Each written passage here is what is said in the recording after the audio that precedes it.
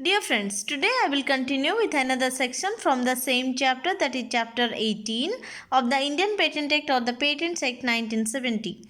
And today's section is section 107A and the title is Certain Acts Not to be Considered as Infringement. Okay, and I will proceed through all the subsections and the key points. Fine.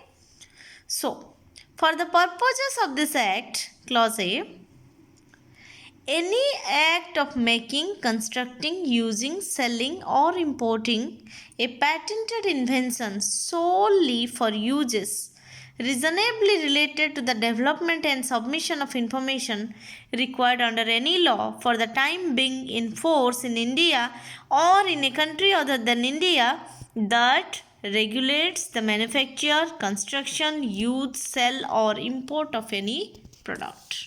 Okay, so please observe the underlined words and please read the clause taking care of all the punctuation marks. Okay, and the key point of this particular clause is, we can say, this act of using the patented product by the generic companies during the term of a patent is not considered as an act of infringement because it does not affect the pecuniary interest of the owner of the patented invention, which means that he is not making any commercial benefits during the patent term.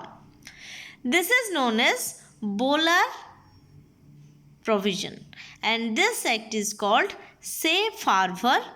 This act is called safe harbor in the USA or United States of America. Fine, just a minute.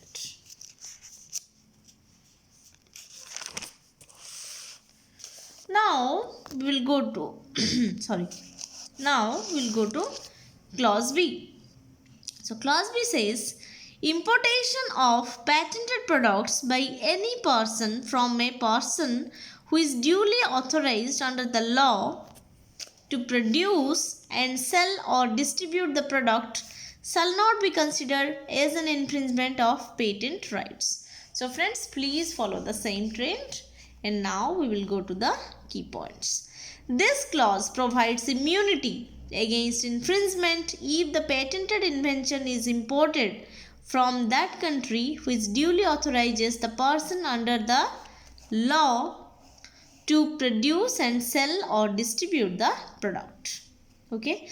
The General Clauses Act 1897, Section 3 of 42, Section 3 subsection 42 and IPC 1860 section 2 define that persons shall include any company or association or body of individuals whether incorporated or not.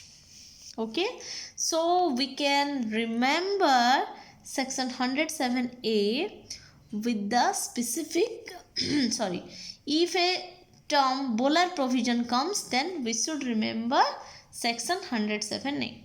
Okay friends, so this way all the clauses of section 107A are completed. So please go through my video, please go through the bare act as well. Please write down any kind of compliments, comments, queries, suggestions, etc. in my comment box, and please subscribe my channel, share my video among your friends. Thank you friends for listening to me and watching my video.